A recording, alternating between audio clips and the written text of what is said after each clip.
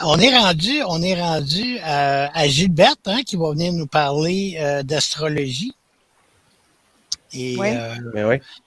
c'est ça. Alors, Gilberte, je vais te laisser faire parce que je veux pas, OK. je veux pas parler de ce que je connais pas.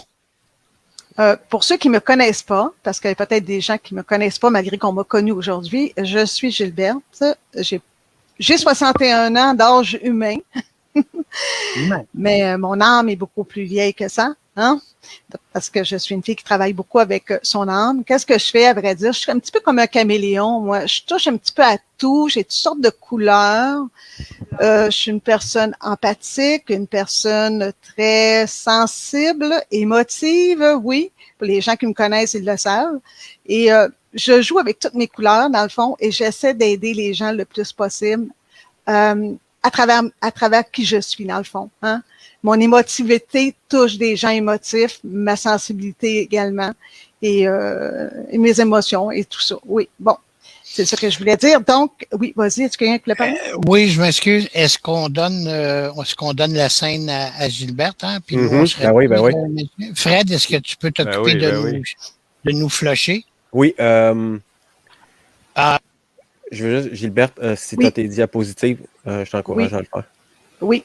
Je m'enlève. Oui. La plage est à toi. Merci beaucoup. Donc, je vais parler d'astrologie aujourd'hui, mais j'ai des pages Facebook. Oui, moi aussi, c'est pas pour rien, c'est marqué le cœur de mon âme. Moi, partout où je passe, c'est qu'est-ce que j'emploie comme pseudo, si on peut dire, comme nom. Hein, le cœur de mon âme, ça dit très bien qui je suis. Je suis une personne qui travaille beaucoup avec son âme. Je produis depuis 7 ans maintenant le produit. J'aime pas ce mot-là. Ça m'a rebondi quand je dis mauvais mot. je partage, je transmets le pouvoir des mots depuis 8 ans sur mes sites et aussi les beautés de Gaïa. Donc, je touche à peu près à tout. J'ai touché à tout. En 1976 environ, j'ai commencé à toucher à l'astrologie. À l'époque, il n'y avait pas les calculs automatiques là à partir de... Attendez un petit temps, je pense que Juste un instant, je vais aller changer ma caméra parce que je pense qu'elle s'est déplacée. Non, c'est beau. OK, excusez-moi. Il n'y avait pas de lien, de site où est-ce qu'on calculait la carte du ciel tout seul. OK? Il fallait, je vais dire par ordinateur, il fallait la calculer seule. Donc, c'est de même que j'ai appris, moi. Avec qui j'ai appris? J'ai appris avec un professeur français qui s'appelait Sirius. OK? Il m'a donné un petit cours, puis après ça, il m'a envoyé son livre et j'ai appris en lisant. Hein, c'est comme ça. J'ai appris à lire son livre et à décortiquer ce que c'était l'astrologie. Donc, qu'est-ce que je vais vous raconter aujourd'hui? Ça va être vraiment, je vais vous raconter comment moi j'ai commencé. Pas en allant sur un site, mais qu'est-ce qu'on doit faire pour monter un thème natal? C'est quoi un thème natal? Je vais aller mettre mes diapositives, puis je vais vous parler en même temps. Cet instant, je vais aller chercher ça.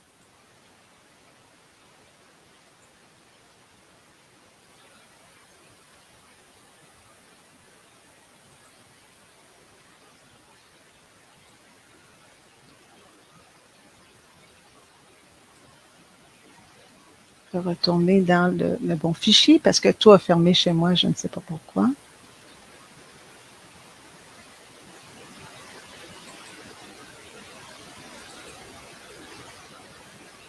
OK. J'arrive.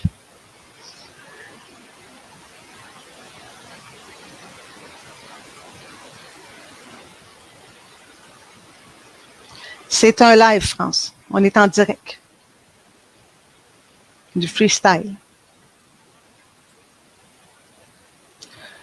Bon, je vais me tasser. Peut-être vous allez voir mieux parce que, attendez un petit peu. Si je me tasse, non. Comment je peux faire ça? OK, ça va fonctionner. On parle d'astrologie. OK, on parle de l'histoire, l'histoire, à vrai dire. Je vais vous parler un petit peu de l'histoire. Ça remonte à très, très longtemps, l'astrologie. Est-ce une science? Non, parce que les scientifiques ne veulent pas reconnaître vraiment, parce que c'est de l'occultisme. Hein, dans le fond, l'astrologie, c'est beaucoup des signes, c'est beaucoup des symboles. Donc, à quelque part, on veut pas vraiment que les humains apprennent à lire dans les symboles et tout ça. Donc, on n'a pas voulu dire science, mais moi, je considère que c'est une science, tout simplement. OK? Est ici, comme je vous disais, d'une longue tradition d'observation du ciel qui prend sa source au Mésopotamie, en Irak, au milieu du 3e siècle millénaire avant Jésus-Christ. Donc, ça date de très, très loin. OK? Le premier astrologue, c'est un Alexandrin, Claude Ptolémée, en Égypte romaine en l'an 140. Ça sert à quoi l'astrologie? Ça sert à comprendre les périodes de nos vies, de notre vie, que nous traversons et de dater la durée de ces périodes en comprenant le message que nous donne le transit actuel des planètes, OK, dans le ciel lors de notre naissance. Un thème natal, c'est une carte du ciel qu'on appelle, c'est un empreinte dans le ciel au moment précis de notre naissance. C'est le positionnement précis des astres à l'heure exacte de notre venue au monde. C'est comme une carte d'identité, à vrai dire, une carte du ciel. Je vais vous expliquer c'est quoi un thème natal.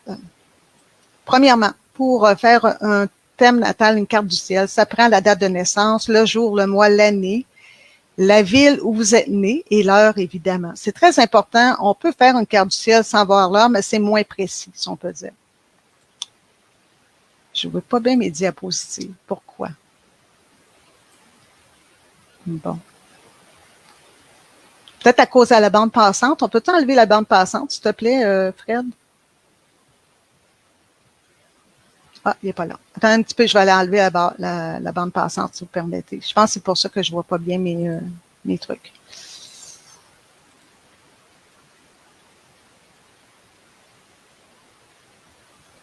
Si je peux trouver. Tout le monde s'est levé, donc je suis tout seul à l'écran, je pense. Attendez un petit instant, je vais trouver la bande passante. Ça, c'est Georges Gilbert Bloopers. Donc, ça va aller dans les bloopers. Et j'aimerais bien savoir mes...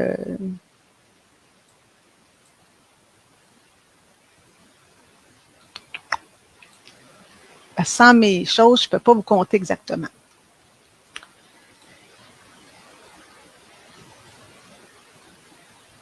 Tout le monde a quitté leur chaise dans le moment. Dans un petit instant, je vais essayer de trouver les bandes passantes. Je m'excuse, hein?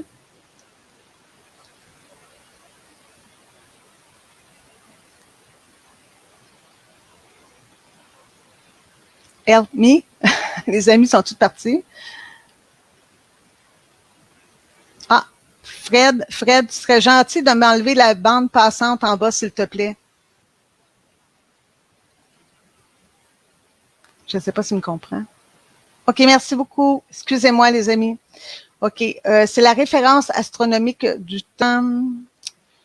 Je ne vois pas bien mes slides. Tantôt, ça fonctionnait bien. OK, en utilisant le fuseau horaire des lieux de naissance. Bon, il faut à quelque part qu'on fait des calculs lorsqu'on fait des cartes du ciel. Ça prend quoi? Ça prend des éphémérides. Là, on voit ça en petits éphémérides ici, mais à l'époque, on travaillait avec ça. C'était des livres qui avaient 100 ans de données, à vrai dire, sur toutes les positions de planètes à chaque moment, à chaque heure, selon le temps sidéral, parce qu'il faut changer l'heure de naissance. OK? Pour faire un thème astral, ça prend absolument une roue astrale. En tout cas, moi, je fonctionne avec une roue astrale. Donc, à quelque part, je partais du milieu, d'un point, d'un simple point, avec un compas pour faire des cercles. Il y a différentes façons de monter un thème astral. Ici, est avec plusieurs cercles. Il y en a qui mettent les maisons, à vrai dire, plus à l'extérieur du cercle, si on peut dire. Donc, ça prend un cercle. On y dépose, à vrai dire, les degrés. Vous allez voir, c'est toutes des petites lignes. Donc, il y a 30 degrés par signe, donc 10 degrés par décan. OK? Il y a 3 décans par signe, justement. Donc, il y a 12 cadrans ici, là, en avant, là, avec des degrés dedans. C'est ça, un thème natal. On commence par ça, pour monter un thème natal. Ensuite, ici, on va faire une limite. On va chercher comme une croix, dans le fond. Hein? C'est pour ça que je vous dis, c'est beaucoup de symboles. On va chercher l'ascendant, en bas le descendant, l'ascendant et le descendant de la personne. Là, je vous explique ça techniquement. Si vous avez des questions après, vous me les poserez. Si vous pouvez voir ici, regardez, dans chaque signe, ici, c'est un amas d'étoiles, à vrai dire, qui forment le signe. Okay? On peut voir un amas ici, là. Ça permet de former le signe, les 12 signes. Dans le fond, il y a 12 signes. Dans ces 12 signes, on trouve 12 maisons qu'on doit placer sur le cadran. Donc, selon l'heure de naissance, on place les maisons au bon endroit. C'est tout un calcul. Je vous dirais, moi, lorsque je le faisais, c'était environ 8 heures de calcul pour être certaine que tout le calcul était bien fait. OK? 11 planètes qui influencent 12 signes. Le Soleil, la Lune, Mercure, Vénus, Mars, Jupiter sont des planètes plus légères qu'on appelle. Donc, à quelque part, si on va dans les planètes un petit peu, on va dire un petit peu plus de lourdeur, c'est Saturne, Chiron, Uranus, Neptune, Pluton, et il y a aussi 2 nœuds solaires ici, qui est 2 nœuds lunaires plutôt, qui sont du karma, qui viennent du chaud karma. Donc, lorsque je parle de ces planètes-ci, Saturne, Chiron, c'est des planètes qui viennent beaucoup jouer sur l'intérieur de la personne. Parce que ça aussi, ça touche. L'extérieur de la personne est touché par les planètes légères la plupart du temps. Oui, ça va venir jouer avec les émotions aussi. Mais c'est plus les planètes plus profondes, si on peut dire, Saturne, Chiron, Uranus, Neptune et Pluton, qui vont venir apporter la profondeur à la personne. C'est quoi des aspects planétaires? Parce que, oups, j'ai passé une affaire vite. Les aspects planétaires, donc, c'est beaucoup plus compliqué que ça. Hein? Après ça, on fait un calcul de chaque planète, chaque position de planète. Et on fait des conjonctions planétaires qu'on appelle. Donc, si les planètes sont plus éloignées, s'ils sont plus près, sont en conjonction. Plus qu'ils s'éloignent, c'est carré, semi-sextile. Là, je vous explique rapidement. On voit pas tellement les aspects, mais il faut tout placer les bons aspects au bon endroit dans le ciel. Il faut tout calculer les aspects pour avoir vraiment le thème natal final, si on peut dire. À quoi ressemble un thème natal? C'est à ça, à vrai dire. Voyez-vous, lui, il a 2 cadrans. C'est mon thème natal, dans le fond. On voit parfaitement toutes les planètes ici placées autour et on voit toutes les conjonctions. On voit les maisons ici aussi, dans les signes. Donc, à quelque part, pour vraiment interpréter, et là, on parle ici de monter. On parle pas de interpréter. Après ça, on interprète tout ça à l'intérieur du cercle et à l'extérieur. Et c'est ça qui fait la personnalité et qui vous donne qui vous êtes. Bon. Est-ce que j'ai fait plusieurs thèmes natals? Oui. Je vous dirais qu'au tout début, les aspects planétaires, impossible de les faire pour moi. Ça l'a débouché tout seul. C'est pour ça que je vous dis que c'est vraiment, ça devient un savoir, à un moment donné, une pratique. Je n'étais incapable de faire les aspects planétaires d'un thème natal. Ça bloquait. Rien à faire. Un jour, j'ai fait un thème natal à une dame et par miracle, ça l'a débloqué, tout simplement. Donc, ce qui fait une carte du ciel. Ici, je ne vous parle pas de chaque signe, je ne vous parle pas de chaque planète, je ne vous parlerai pas non plus des aspects planétaires entre eux. Pourquoi? Parce que je vais faire un spécial sur Carrefour, où est-ce que je vais venir vous expliquer tout ça. OK? Est-ce qu'on aurait des questions pour moi? Parce qu'on peut toujours me poser des questions avant que je commence la deuxième partie. Donc, si vous voulez venir en ligne avec moi, le panel, vous avez le droit, là. Fred, Jean-Vincent, est-ce que quelqu'un a des questions pour moi?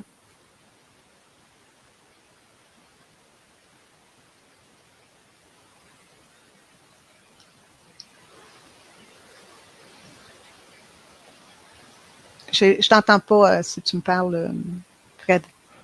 Oui. Alors, oui. Moi, ma question, c'est quel symbole fit? Comment ça fonctionne les mois? Puis, c'est par mois, dans le fond. On a les 12 signes astrologiques, oui. Que c'est des mois différents qui sont 12 mois. Oui. Premier signe astrologique, c'est le bélier. Donc, ça a débuté au printemps. Ensuite, on continue avec les signes ici, le bélier, taureau, gémeaux, cancer, lion, balance, je ne vois pas tellement, scorpion, sagittaire, j'espère que je n'ai pas oublié. Oui, vierge, excusez-moi. Vierge, balance, sagittaire, capricorne, poisson et verseau. C'est vrai, j'ai oublié de dire les signes. Vas-y, tu peux me poser des questions, Fred. Ma question serait plus, est-ce que tu considérerais que ce sont des qualités que l'on donne à des phénomènes puis à des symboles plus du point de vue métaphorique? Est-ce que tu serais en accord avec ça? Oui, tout à fait. Et C'est pas je te dirais que ça nécessairement, joue beaucoup. c'est pas nécessairement que les planètes sont alignées d'une certaine manière qui fait que on a donné, avec le calcul de l'astrologie, on a donné des qualités, dans le fond, à chose. En tout cas, c'est mon opinion, puis je suis d'accord Oui. que Moi, je te dirais que c'est observé, là. chaque partie d'une carte astrale, selon moi, vient donner quelque chose, une couleur spéciale. Et j'ai fait beaucoup de cartes astrales, de cartes du ciel, et j'ai jamais tombé sur des personnes qui ça ressemblait vraiment.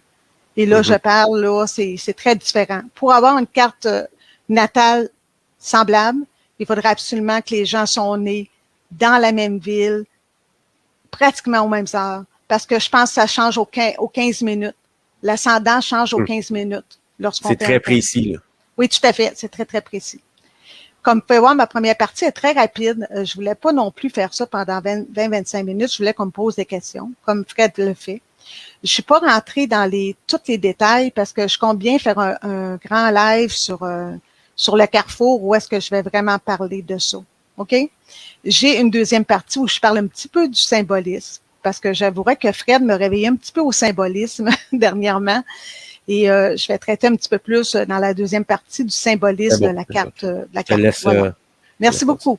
Merci beaucoup. Jean-Vincent, tout est beau? Peut-être une question, peut-être une clarification plus qu'une question. C'est un peu comme une carte un peu géographique de mon positionnement dans un espace-temps qui détermine des tendances. Tout à fait. C'est un peu... Et c'est tout à tenir en ligne de compte. Là, on parle du signe, on parle de l'ascendant, on parle du milieu du ciel, on va parler des 12 maisons où sont placées les planètes et toutes les conjonctions, des aspects planétaires. C'est très précis. C'est bon. OK, merci. Ça fait plaisir. C'est surprenant parce que j'ai déjà fait des thèmes astrales à des gens qui ne croyaient pas en astrologie, croyaient que c'était des horoscopes. Parce que l'horoscope est monté à partir de ça, mais c'est très simplet, un horoscope, là, c'est général. Et je vous dirais que la personne, lorsqu'elle a eu le thème astral dans ses mains, je lui avais mis mon numéro de téléphone, je le connaissais pas du tout, le monsieur, là. Et il me rappelait 2 jours après pour aller prendre un café avec lui. Il m'avait souligné des choses que seul moi avait vu, que sa famille n'était même pas au courant de cet aspect-là dans sa vie. Donc, c'est assez précis, là. Ça peut être surprenant pour les gens qui sont un petit peu sceptiques face à un thème astral. Je vais revenir avec la deuxième partie. Comme vous pouvez voir, mais c'est pas tellement long qu'est-ce que je vous ai fait aujourd'hui. Je vous avouerai que j'ai travaillé très, très fort hier au soir, terminé. Donc, on va aller chercher la deuxième partie où est-ce que je vais vous parler un petit peu. Je parle très, très vite, hein. Si vous voulez me ralentir un petit peu, là, moi, quand je suis partie, là, j'arrête pas. On va aller chercher la deuxième partie. Ça va mieux quand que je cherche pour les autres que quand je cherche pour moi.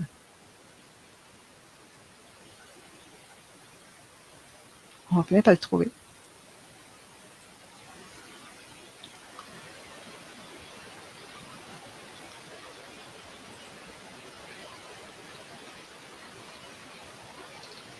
Lorsque ça a fermé, j'ai tout perdu mes liens qui étaient connectés à l'endroit. Donc, je suis un petit peu comme... Je cherche mes vidéos dans le moment.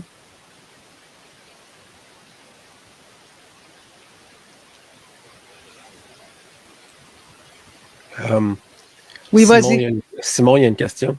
Vas-y. Est-ce que la réincarnation joue dans le thème astral de la personne? Oui, avec le karma, j'oserais dire. Avec les nœuds lunaires, ça vient parler de karma. Donc, ça vient parler de vie antérieure avec les deux nœuds lunaires. C'est là qu'on va voir ça. Mais oui, on peut retrouver certains aspects des vies antérieures. Oui, tout à fait, la réincarnation. On peut trouver le karma à cet endroit-là. Je vais commencer la deuxième partie. Merci, Fred. Ça fait plaisir.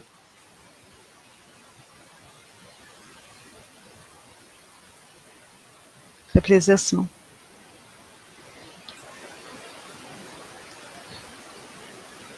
Oups, je pense que je vous ai remis la première, ça se peut-tu? J'en ai un petit peu, là. Hey, je suis pas drôle aujourd'hui, ce sera pas long. Ouais, je pense que je vous ai remis la première. Bon. Fred, tu peux revenir à parler un petit peu, je vais aller chercher ma bonne partie. Il y a une autre question. Oui, vas-y. c'est ce qui, Marie-Pierre Monas qui dit, c'est ce qui nous définit en tant que caractère personnel, valeur à suivre et chemin de vie, c'est bien ça? Oui, tout à fait. Et je vous dirais que la psychologie ancestrale. Ça va chercher toutes les facettes de votre vie, dans le fond. On peut faire juste un thème astral pour l'amour, si on veut, hein, entre les partenaires. Dans ce temps-là, il y en a des gens qui vont faire des thèmes juste à partir de l'amour. Ils veulent savoir quelle sorte de personne. Je pense que dans la question un peu de Simon, et c'est un peu ça qui s'enligne. Fred, il était, je pense, avec la bonne piste. Ton thème astral, il doit définir un petit peu le sens de ton incarnation. Hein? Définir un peu certaines grandes lignes que tu dois explorer dans ton incarnation, dans ton trajet de vie. Le thème astral, bien qu'il soit différent pour des personnes de même signe, de même date, toutes, au personnel, dans son sens indicateur, il peut être un bon indicateur de où mettre notre attention dans un trajet de vie. Le thème astral peut faire une bonne lecture de ça. C'est très profond. Moi, je dirais même, Jean-Vincent, que j'ai juste suggéré à des parents de faire des thèmes astrales à leurs jeunes enfants. Pourquoi? Moi, je dis pas que ça prédit l'avenir, c'est pas ça.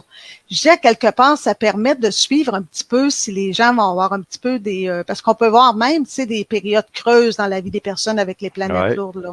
On peut voir que la personne va avoir peut-être un petit peu plus un côté délinquant, ça permet aux parents un petit peu de venir apporter, comment je pourrais dire, les appuyer, parce que c'est des outils dans le fond. C'est juste des outils, hein.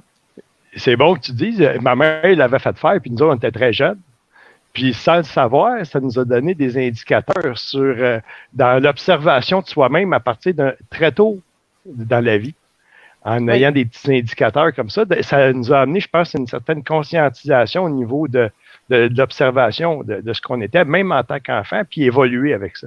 C'est très bon, c'est un bon point. Bon, je trouve plus mon dossier. Ça va pas bien. Allez-y avec les questions, mesdames, messieurs, en attendant que je trouve mon dossier.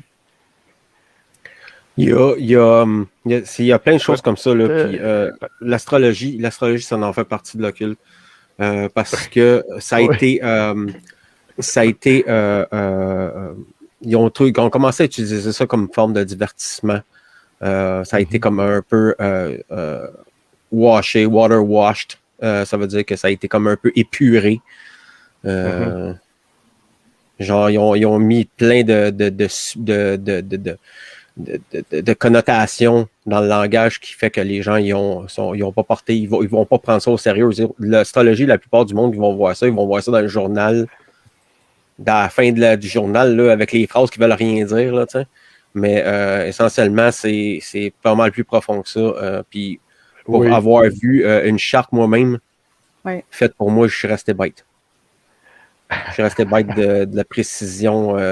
C'est des mathématiques, puis c'est toutes des choses qui sont connectées ensemble, là. Incroyable.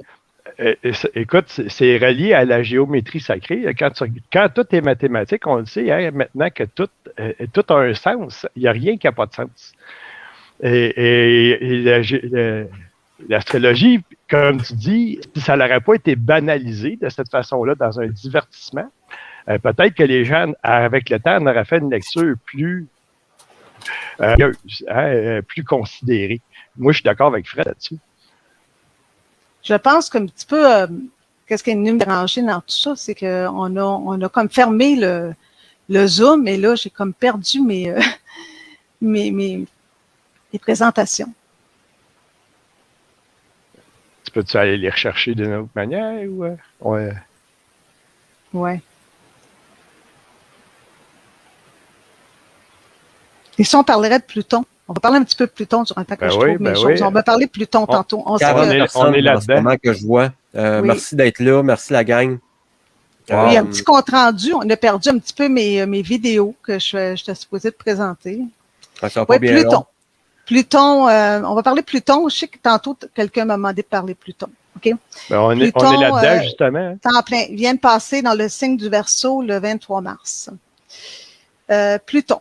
Je le connais très bien, ce Pluton, hein, parce qu'il a été dans mon signe et mon ascendant pendant au moins 30-40 ans. Parce que je suis Capricorne ascendant Sagittaire, si on comprend bien. Donc, il a passé par mon signe. Dans le signe du Capricorne où il était, ça a été très, très lourd.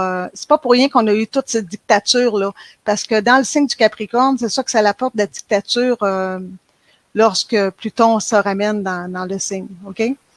Maintenant, il passe en Verseau.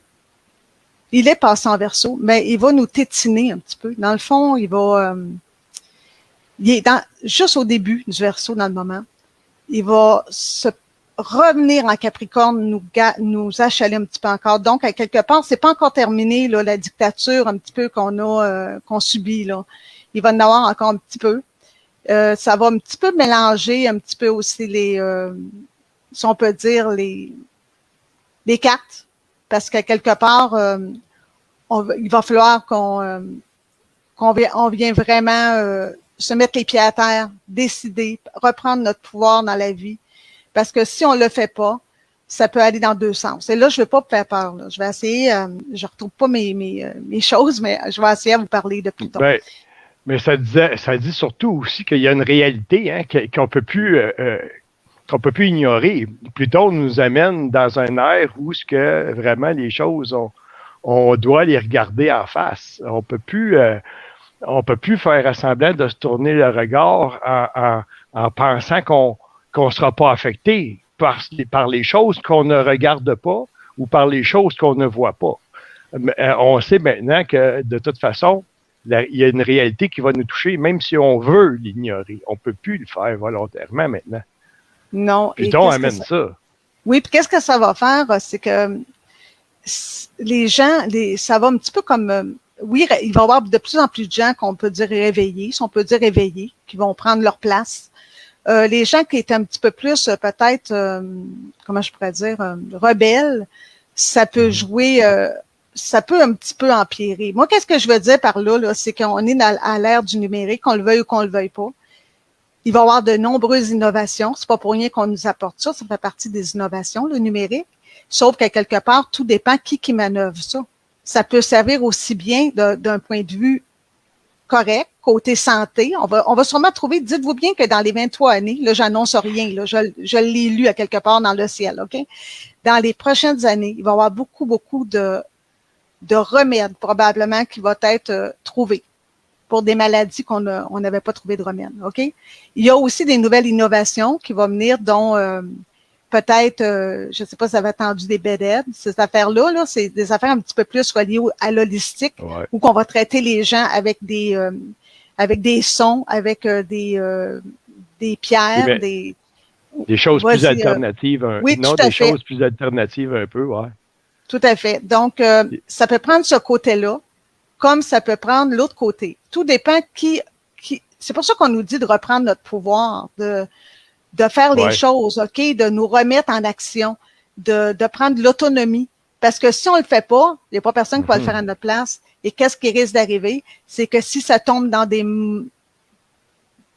gens qui ont des mauvaises pensées, ben ça peut devenir vraiment un petit peu plus du contrôle. OK? Oui, ce que tu abandonnes, n'importe qui peut le ramasser et en faire ce qu'il veut après. Hein? Donc, notre responsabilité, si on l'abandonne, ben, on perd le pouvoir qu'elle peut nous procurer, cette responsabilité-là. Oui. Il y en a un autre qui va la prendre à notre place, mais lui, il va la manipuler comme il veut.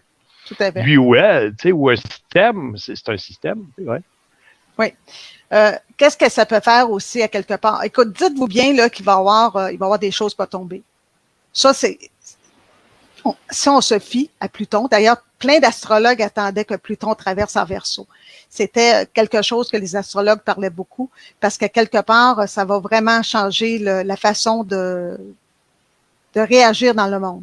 Donc, il pourrait y avoir certaines choses qui tombent vraiment. Gouvernementales, oui. Ça se peut qu'on fait basculer tout ça. OK? Là, c'est savoir, est-ce que nous, le peuple, on va reprendre ça en nos mains ou est-ce plutôt des anarchistes ou des communistes qui vont s'en servir? Ça, je n'étais pas supposée parler de Pluton aujourd'hui, mais c'est ça qui risquerait d'arriver. OK? Ben, il n'y a rien qui arrive par hasard. Probablement que c'était nécessaire de parler de Python parce que c'est un changement, dans le fond. Oui. C'est un changement qui est important. Et puis, moi, je pense c'est un changement qu'on a vu depuis 3 ans, mais qui a été banalisé. Là, tout le monde, mais il n'a jamais été totalement compris. Moi, je pense que plutôt que de juger le changement, il faut le comprendre. Tu as raison d'en parler. Moi, je pense que c'est correct. Comment je fais voir tout, José-Marie? C'est pas moi qui vois tout. Hein. Je regarde les astres, je lis, comme je vous ai montré tantôt, entre les conjonctions, où sont placés ces astres-là, dans quelle maison. C'est comme pour Pluton, c'est pas tout le monde peut être touché de la même manière. Là. Si on parle de l'être humain en tant que tel, si Pluton est placé, disons, dans différentes maisons, c'est là que ça va vous toucher. Comme si c'est placé en maison 2, ça va venir toucher vos relations profondes. Ça va venir toucher votre côté monétaire. Donc là, on va vous mettre en garde, on va vous dire, allez vérifier si tous vos papiers sont à l'ordre, si tout est à l'ordre dans vos placements pour pas perdre de l'argent. Pour pas, ça va jouer différemment pour un petit peu tout le monde. Je pense que j'ai trouvé mes trucs, je vais aller les chercher, là. Il suffit que j'y vais. OK. Mais voyez-vous, on a changé sur Pluton. Plusieurs voulaient m'entendre parler, je vous dis ça comme ça. Il va y avoir beaucoup d'innovation, il va y avoir beaucoup de nouvelles affaires. Donc, à quelque part, c'est à vous de travailler avec ça et de reprendre votre pouvoir. C'est pas pour rien qu'on vous dit de reprendre votre pouvoir dans le moment, là. Ouais. Carrefour, show must go on. Attends un petit peu, on va aller au Carrefour.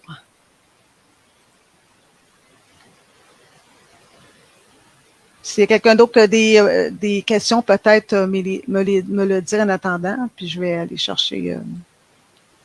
Ben, Rosalie a dit que, tu sais, effectivement, chacun de nous, hein, c'est ça, à partir de la conscientisation, ce que Rosalie, je pense qu'elle va amener, c'est que de tout le monde dans nos vies, on a quelque chose à toucher, à changer ou à observer, à porter notre attention parce qu'on face à notre responsabilité dans ce côté-là de vivre ensemble. Ouais. Puis qui est totalement un résultat de ce qu'on est avec soi-même. Et puis forcément dans nos vies, comme Rosalie a dit, si c'est pas des changements, c'est des focus, des points d'attention. Hein, puis un changement non plus, c'est pas toujours négatif. Il faut pas avoir peur du changement. Des fois, on est résistant à ça, mais des fois, comme je disais avec Bing ce matin, des fois, on peut faire un geste vers une chose précise, puis le parcours peut nous amener totalement dans un changement qu'on ne s'attendait pas, qui est un peu comme ce qu'on vit aujourd'hui. Tu sais. Oui. José-Marie, est-ce qu'on peut s'en sortir? Bon, moi, je travaille aussi en numérologie. Je peux vous dire que dans le moment, on est dans l'année 7. Donc, on est une année où est-ce que les gens s'éveillent. On est dans une année très spirituelle. L'année prochaine, on tombe dans l'année 8. C'est le temps de reprendre notre pouvoir. C'est le temps de prendre notre pouvoir, de travailler vraiment pour reprendre notre pouvoir. Ensuite, on va tomber dans une année 9, donc dans 2 ans d'ici. Une année 9, normalement, c'est une année où les gens travaillent pas rien que pour eux, travaillent pour l'humanité. Donc, à quelque part, c'est là que ça se joue. Moi, je vous dis, c'est nous qui sommes entre les mains. Tu sais, quand on parlait de Joe tantôt, il fait des actions citoyennes, ces choses-là. C'est pour que les gens reprennent leur pouvoir, pour que les gens voient les vérités et les mensonges, pour reprendre leur place sur la Terre. Donc, c'est chacun notre rôle à nous de faire ça. Ouais. Donc, oui, on peut s'en sortir. Ben oui, on peut s'en sortir. Mais les humains, il faut qu'on se mette en action, là. Ben, c'est ça. On est rendu à une époque, c'est un peu ce que Jonathan, en même temps, comme tu dis, il disait, c'est qu'à un moment donné, c'est fini, le temps d'ignorance. On arrive, on le sait, là, que tout est en train de se rendre. Le carrefour, c'est un peu ça. À un moment donné, il faut le réaliser que tout est porté à se rencontrer. Puis quand on va se rencontrer, là, tout ce qui se rencontre doit émerger quelque chose de nouveau. C'est la vie qui fait ça. C'est même pas nous qui contrôlons ça. C'est la vie, c'est la synergie des choses qui fait qu'on doit se rencontrer. Puis forcément, il va y avoir une pression où il va émerger quelque chose. Et c'est cette conscience-là qui va faire en sorte que le résultat de l'émergence, il va avoir un potentiel de X. Tu sais. José-Marie, on a toujours dit que la lumière gagnait sur l'ombre. Ils sont présents. Mais quand tu sais éclairer l'ombre, la lumière est gagnante. Donc, c'est à nous d'éclairer l'ombre. Et elle fait partie de la vie, c'est tout à fait normal. Si elle serait pas là, on serait pas sur la Terre, là. On est venu ici pour vivre ce que l'on vit dans le moment présent, là. Et on est à la fin d'une ère. Si on parle de ère, on parle comme dans le temps d'Atlante. On est à minuit moins 5, là. Donc, il y a un basculement qui va se faire. C'est presque automatique. Il y a un basculement qui va se faire. Dans quel sens? C'est nous, les humains, qui vont décider. Donc, voilà Pluton qui est très... elle nous pousse, dans le fond, elle nous pousse à rentrer en action. C'est ça. On peut plus rester ignorant, puis ce changement-là, il est toujours relatif à la relation avec soi-même. Et d'où la responsabilité, tu sais, cette lumière-là qui va émaner de nous. Comment nous autres, on se regarde puis on se trouve lumineux ou pas. On parlait de paix tantôt. Tu sais, forcément, il faut la trouver en soi-même déjà au départ, tu sais, parce que ça nous a fait du bien quand Steve est venu chanter, puis on parlait de paix, puis on le levait avec son fils. Il l'a dit. C'est quelque chose que ça demande une conscientisation, une éducation. Ça demande un exemple. On doit être un exemple de comment on fait ça. Pas un exemple de quoi être. C'est aussi être un parent, c'est un peu ça. C'est aussi être un exemple de comment devenir du mieux qu'on peut, hein, avec les erreurs que ça comporte. Mais comment le processus d'évolution, on est capable de se mettre à jour avec ça parce que c'est pas facile. Mais ça, on doit l'éduquer, on doit être l'exemple de ça. Un enfant, ça apprend par quoi? Par les choses que ça voit. Hein? Et pas les choses que ça enregistre et non pas ce que tu lui dictes. Et souvent, on est porté on fait ça dans nos relations, à dicter des choses, mais on sait très bien que c'est pas ça qui inculque. C'est la répétition, c'est l'exemple, c'est la cohérence. Fait que, mais Pluton puis entre toi puis moi, il faut se débarrasser du conditionnement qu'on nous a inculpé depuis des années. Il faut qu'on commence à fouiller justement dans le secret pour comprendre vraiment c'est vrai, qu'est-ce qui est vraiment vrai, qu'est-ce qu'on nous a caché, parce qu'on nous a caché beaucoup de choses. Donc, c'est à nous de faire des recherches là-dedans. Oui, le basculement est intérieur et extérieur. Je vais reprendre, je pense que ça devrait être les bonnes slides, mais il n'y a pas d'hasard dans la vie, là. Si j'ai perdu mes documents, c'est que je devais parler de Pluton aujourd'hui, tout simplement. Ouais. Donc, il n'y a aucun hasard là-dedans. Non, mais c'est pour brasser les humains. Oui, vas-y. Puis tu parlais des symboles, tu disais que ça t'avait attiré beaucoup vers les symboles récemment, mais tu dois découvrir beaucoup de choses qui sont même en relation avec ça. Avec même Pluton. Tu sais, moi, toute la symbolique, c'est pas quelque chose. Je connais au sens généralisé, là, tu sais, mais les détaillés des symboles, même Pluton, c'est symbolique. Tu sais. Tout à fait. Et tout ce que ça rapporte, tout ce que ça peut amener de plus quand tu vas explorer les symboles en plus. C'est la plus petite planète. C'est la plus petite planète qu'on y retrouve. Et on a même voulu y enlever son rôle de planète parce qu'on voulait justement pas qu'on va fouiller un petit peu qu'est-ce que voulait dire Pluton. Et on savait parfaitement qu'elle s'en allait, qu'elle traversait de signes. Et c'est une planète qui peut rester entre 20 ans et elle reste très longtemps d'un signe, OK? Donc, à chaque fois qu'elle est changée de signe comme ça, on dirait que lorsqu'elle se promène vers le Verseau, ou qu'il y a eu beaucoup de renversements lorsqu'elle est venue là, 240 ans en Verseau, parce que ça fait 240 ans. Ça prend 240 ans à faire le tour des signes, Pluton. Donc, allez voir des dates, allez retourner en arrière, allez faire un peu d'histoire, retourner à 240 ans, et allez voir qu'est-ce qui s'est passé. Il y a eu de grands événements dans la vie des humains qui s'est produit là 240 ans. Et c'est vérifiable sur Internet, là. Oui, puis c'est un peu paradoxal parce que ça me rappelle un petit bout dans Le Seigneur des Anneaux. Hein? Dire qu'une si petite chose peut représenter autant de grands changements, de grande importance. Dans le fond, oui, vas-y, j'en viens. Oui, non, dans le sens de Pluton, la plus petite planète, à un moment qui est aussi grand de façon charnière. Parce que c'est la planète du mystère et de la mort, Pluton. Elle est associée au Scorpion. OK. Et elle a beaucoup d'impact sur l'humain, sur l'humanité. OK. Et là, elle change un signe de terre qui était très austère. Le Capricorne est reconnu comme droit, austère. Tout ce qui est... C'est pas pour rien, là. Écoutez, tout ce qui est relié aux banques, à l'argent, tout ça, ça fait partie du signe du Capricorne. OK? OK. Et là, elle s'en va d'un signe d'air. Un signe d'air, mais pourtant, le Verseau aussi, on voit qu'on verse de l'eau. Donc, on touche beaucoup. Les gens sont peut-être plus émotifs, il y a beaucoup d'émotions dans l'air sensi, là. C'est beau vouloir contrôler nos émotions, mais cette planète, dans le moment, vient jouer quand même sur l'humain, là. OK? Ben, le point commun des deux, c'est l'oxygène. Oui. Hein? C'est pas banal. Qu'est-ce qu'on vit cette année au niveau de l'oxygène? Si on regarde sous tous ces aspects, ondes, Wi-Fi, masque, chemtrail, tout. Hein? Ouais. Ça touche quoi? Ça touche l'air et l'eau. C'est pas banal. Mais elle n'apporte pas juste des mauvais côtés. C'est comme je vous dis, il va y avoir plein d'innovations. Et d'où l'importance de notre conscience.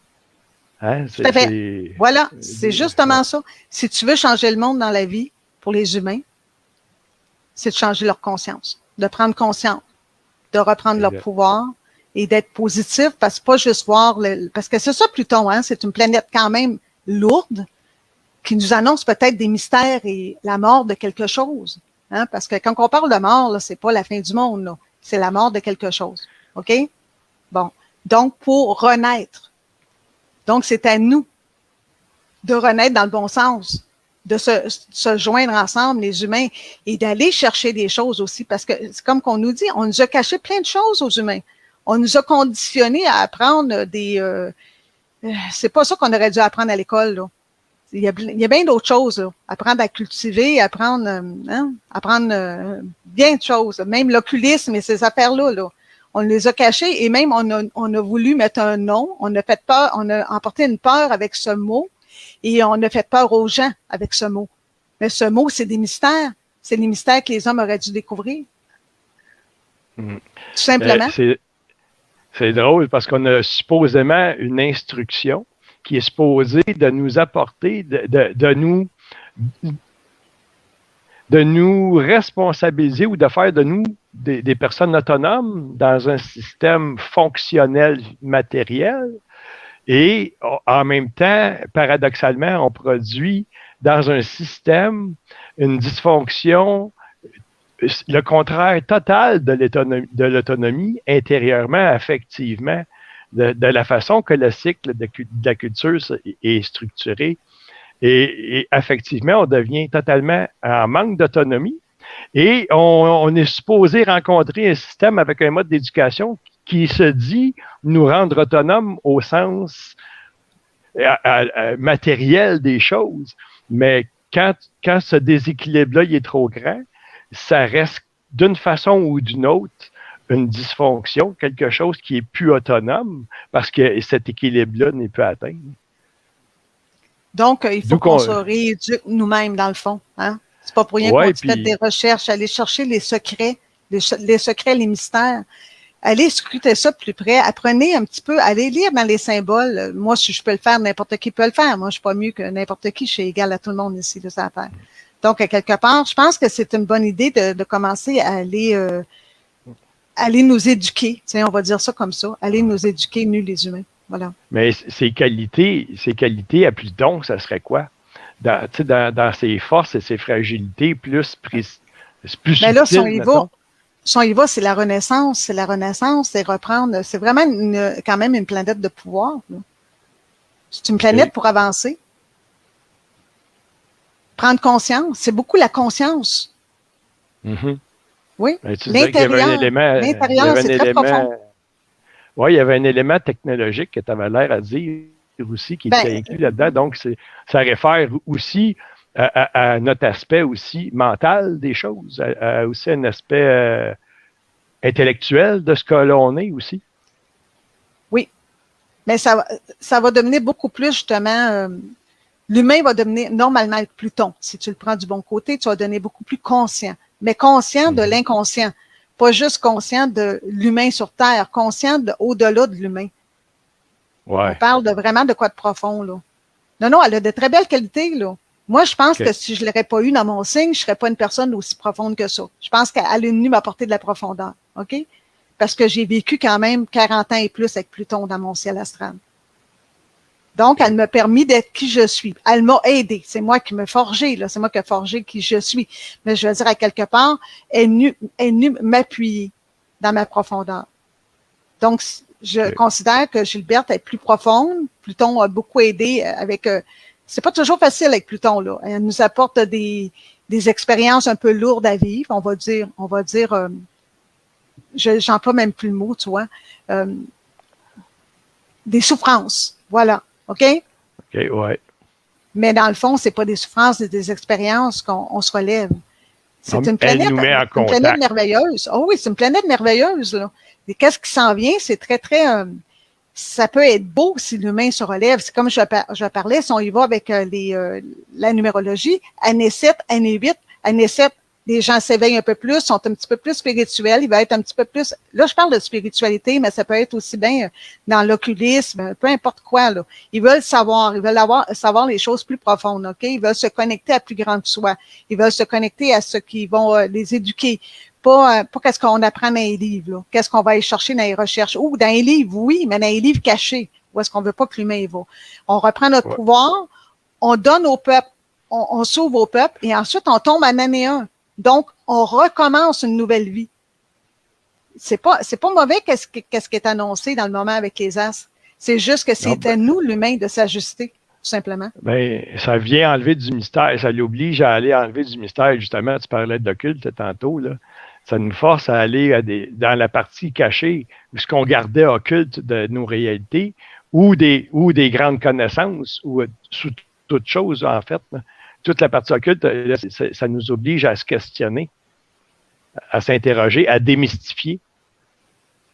Oui. Puis vois-tu, Lynn, qu'est-ce qu'on nous demande? Tanner de souffrir. Ce mot-là, il faudrait l'enlever de notre vocabulaire.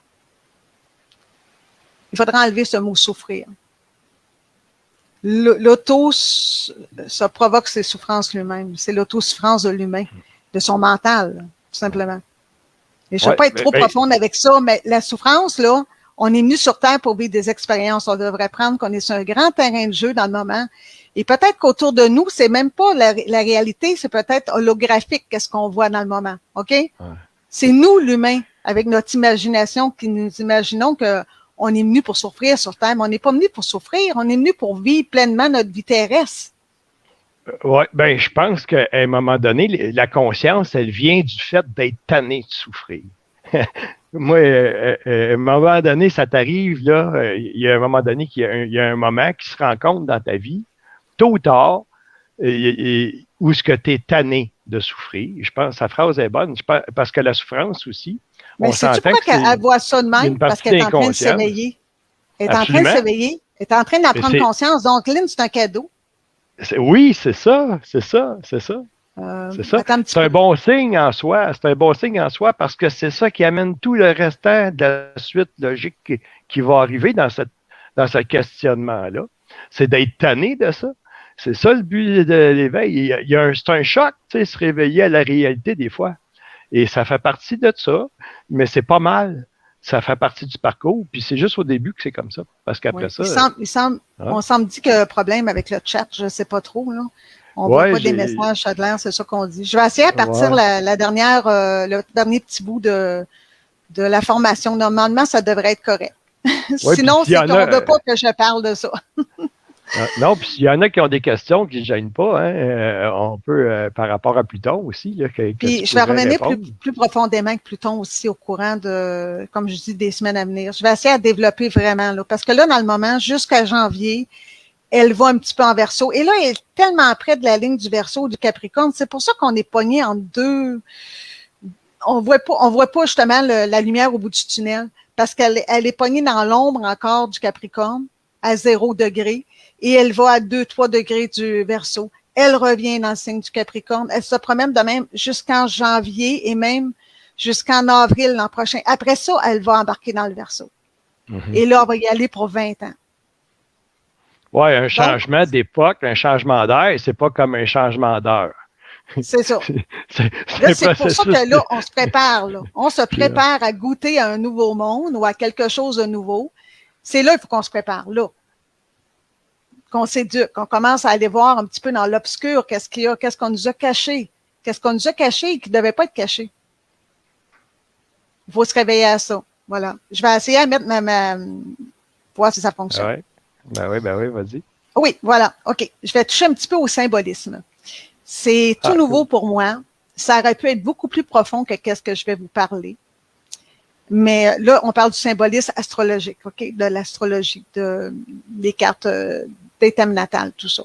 Ça aurait pu être beaucoup plus profond. J'aurais pu travailler je serais encore en train de travailler, je crois, à l'heure actuelle, si je m'aurais pas arrêté hier à 11h30 le soir. Parce que c'est important, parce que il y a beaucoup à dire, mais je vais y retourner. OK? On va dire ici par quoi commence exactement un thème astral. Pour faire un cercle, ça prend un point. On s'entend? Si on prend un compas, on met le compas au milieu, sur un point, et on fait un cercle. OK?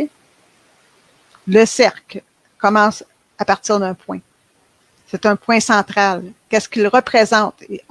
Là, j'ai sorti juste des significations très rapidement parce qu'il y en a énormément, OK, du symbolisme relié à l'astrologie comme à toute chose.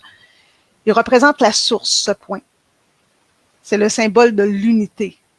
Là, on va voir ça autrement que par astrologie. Là, on va s'emporter dans le symbole le plus profond là, qu'on peut s'imaginer dans notre tête, OK? Le cercle, lui, qu'on fait alentour, justement, pour faire la voie astrale, c'est une sphère, hein?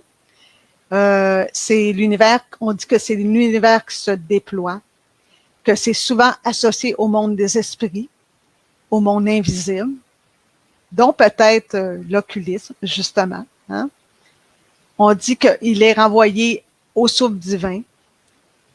On dit qu'il se déploie dans toutes les directions. Il est sans limite, ce cercle. Il n'y a pas de limite à un cercle.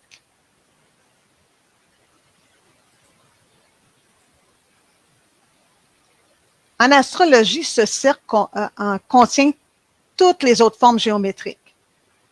Et il y a beaucoup de formes géométriques en astrologie. J'oserais dire que 98,8, si c'est pas plus, c'est des formes géométriques, OK? Ici, on parle du carré, du triangle, de la croix, des 4 éléments, du masculin, féminin, sacré. Et encore beaucoup plus. J'aurais pu développer vraiment beaucoup là. Tout ce qu'on voit ici, voyez-vous, c'est des planètes. C'est ici, on représente ici les 4 points cardinaux, aussi la croix. Il y a une croix, OK, dans le cercle. Si on regarde ici Pluton, il y a bien un cercle, il y a un demi-cercle, cercle et une croix. La roue astrale, c'est des signes que là-dedans tout le temps. On retrouve dans le cercle, à vrai dire, toutes les formes géométriques peuvent se retrouver dans le cercle, qui est la source de tout. OK? Qui est complet. Voilà. Oups, attends un petit peu. Les planètes. Si on évoque les planètes, on voit les signes, on voit que c'est vraiment des symboles. On s'entend, le soleil. Regardez les symboles, c'est juste des symboles. On pourrait tous décortiquer ces symboles-là et on aurait des réponses. Qu'est-ce que ça représente? Ça représente, c'est aussi beaucoup associé hein, à l'époque à des dieux, des déesses, des divinités. C'était très, très associé l'astrologie à des déesses et des dieux. Le soleil, on va étudier 3 planètes. Si j'ai une ligne sortie 3, je vais arrêter là après, mais je vais revenir parce que je peux décortiquer ça bien longtemps, là, les symboles qu'on retrouve. Le soleil, c'est la source de vie. OK? C'est un cercle avec un point justement au centre. C'est la force de l'Esprit Saint. Il est associé aussi à plusieurs dieux et déesses, comme je le disais en mythologie. À des peuples anciens aussi.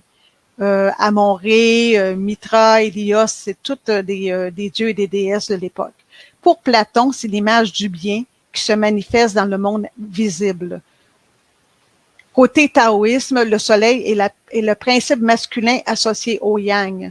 Il peut être lié aussi à une journée. On peut les relier à une journée, on peut relier à une couleur parce que chaque astre a une couleur aussi. C'est très profond si on étudie en profondeur tous les symboles.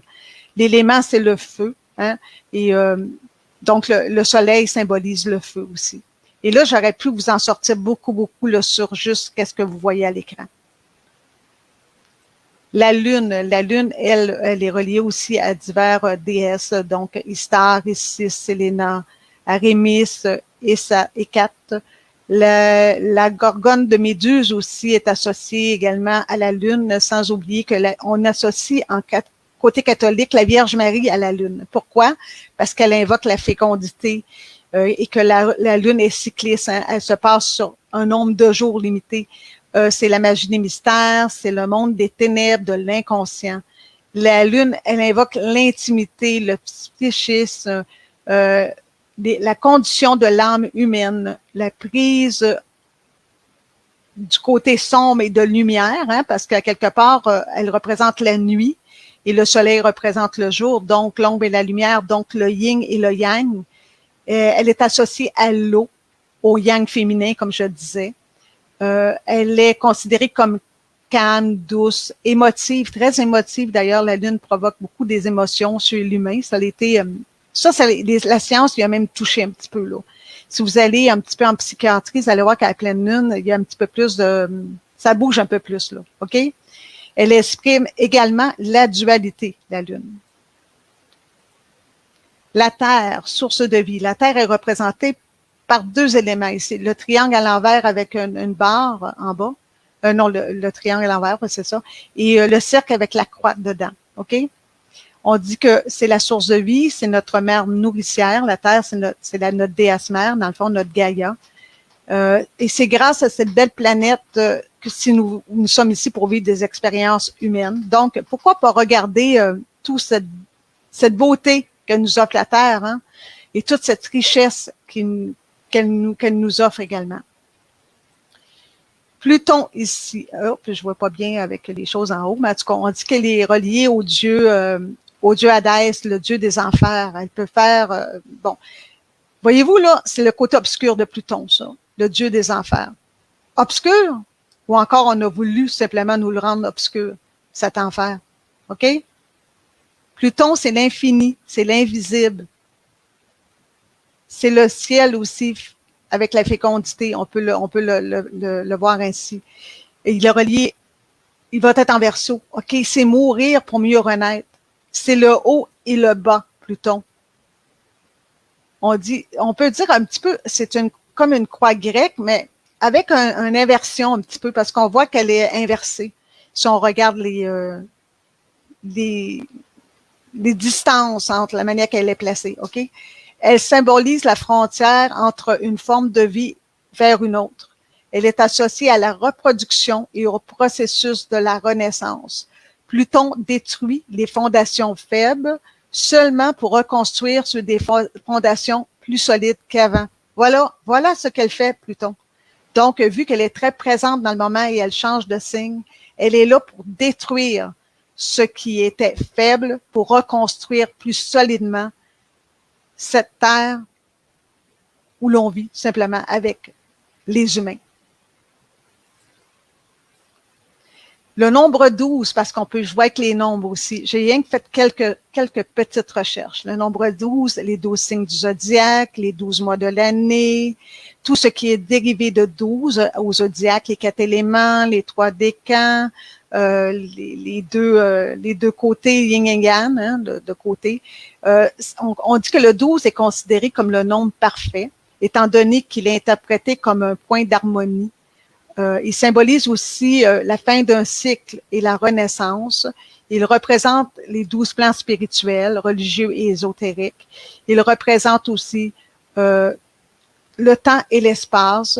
Il représente les 12 dieux de l'Olympe et les 12 chevaliers de la table ronde. Si on y va un petit peu avec les légendes. OK? Donc, il y a beaucoup de 12 dans l'astrologie et beaucoup de dérivés du 12. On dit qu'en astrologie, tout est symbolique. Dans le fond, ici, je vous ai mis quand même un petit peu qu'est-ce qu'on peut retrouver en astrologie et dans la carte du ciel comme symbole. J'ai pas été plus loin. Pourquoi? Parce que j'aurais pu continuer très, très longtemps avec en symbolisme. Je sais pas si Fred veut venir parler. Je sais que Fred, il est pas mal plus spécialiste que moi que le symbolisme là-dedans.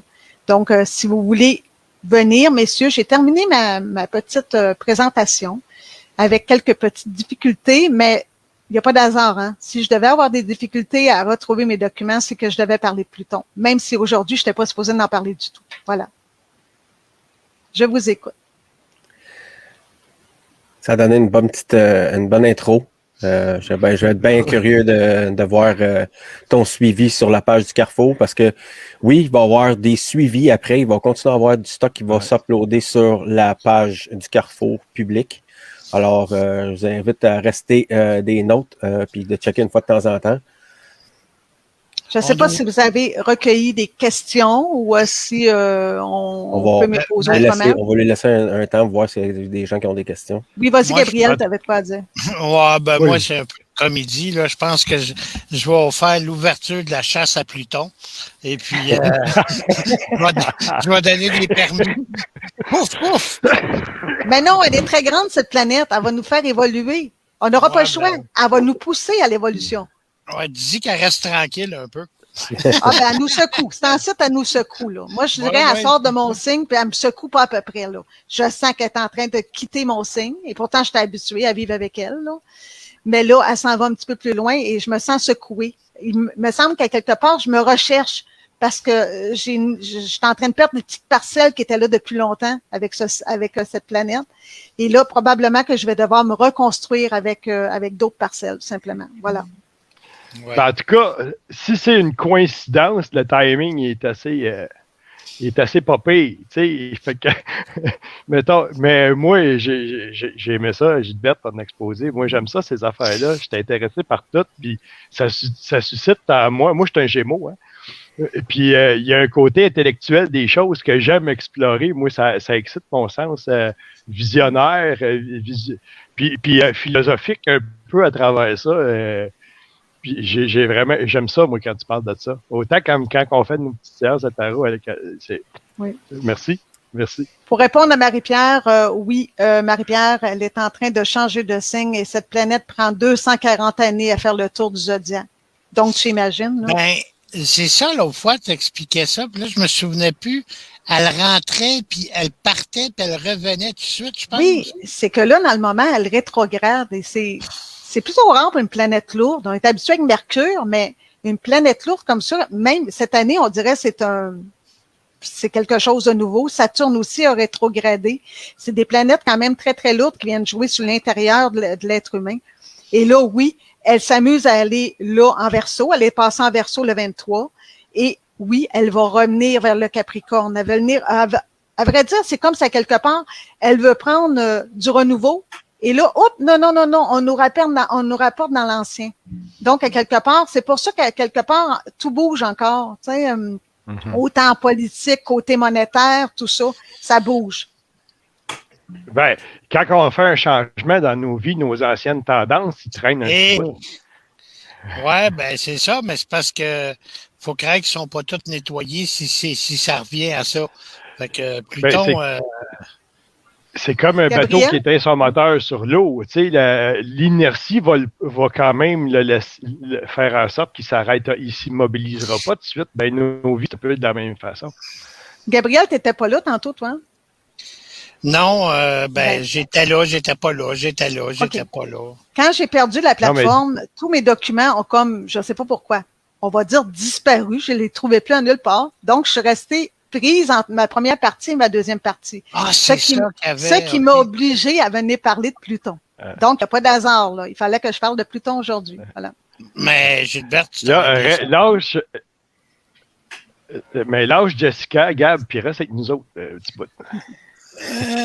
Si c'était ça, au moins. Donc, moi, j'ai terminé. J'espère que ça vous a plu, même si j'ai recherché mes papiers, mes diapositives. Mais comme je vous dis, il n'y a pas d'hasard. Il n'y a pas d'hasard. Dans le fond, il fallait que je parle de Pluton. Donc, je vous ai parlé de Pluton. Voilà.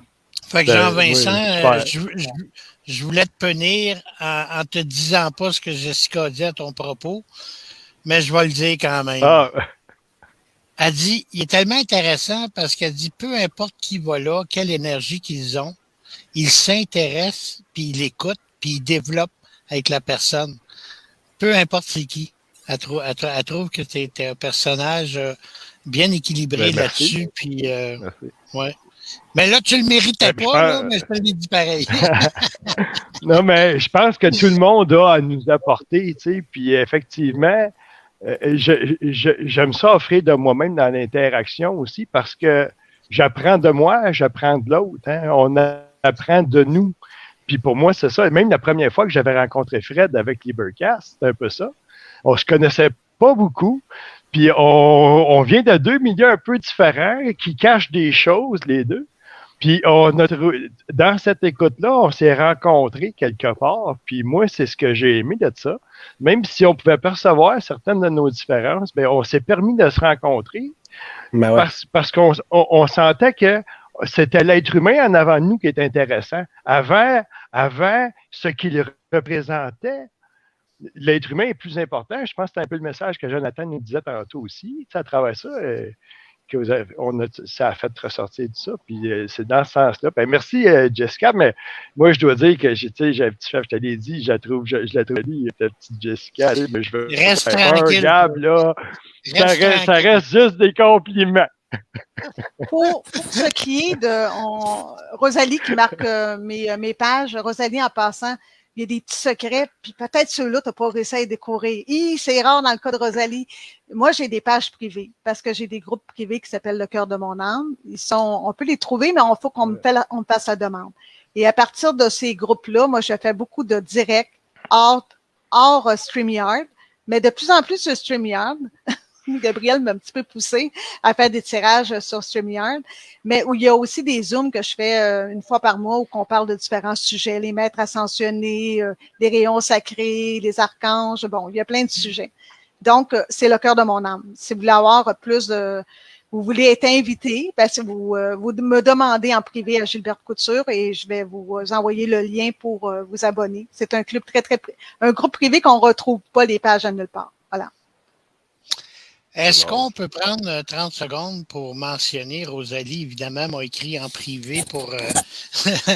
c'est devenu notre agenda, elle. Pour parler un petit peu et faire la différence entre le Carrefour Choix et le village virtuel d'entraide, de partage. Okay. Donc, à ne pas confondre, le Carrefour, ben, c'est vraiment ce que vous voyez aujourd'hui. C'est des invités, c'est des sujets développés. Et la page du village virtuel, Rosalie va sûrement l'afficher bientôt. Mais en fait, c'est un regroupement, un voisinage virtuel, une communauté où on peut partager nos connaissances. Peu importe c'est qui, que ce soit une connaissance pour faire cuire des œufs, faire du gâteau, mais on essaie dans le partage d'apporter un petit quelque chose de différent que le Dunkin' Hines. Comment on peut remplacer une farine blanche par une farine plus saine, comment on peut utiliser des différents produits pour faire des levures ou des choses comme ça. Donc c'est partager de l'agriculture, de l'horticulture, de la permaculture et ainsi de suite, là. Et donc, c'est ça le village virtuel. Donc, à ne pas confondre avec le Carrefour, même si c'est sensiblement les mêmes gens. Mais vous êtes tous invités à être là, à parler de vous et à mettre des belles choses là pour le partage et l'entraide.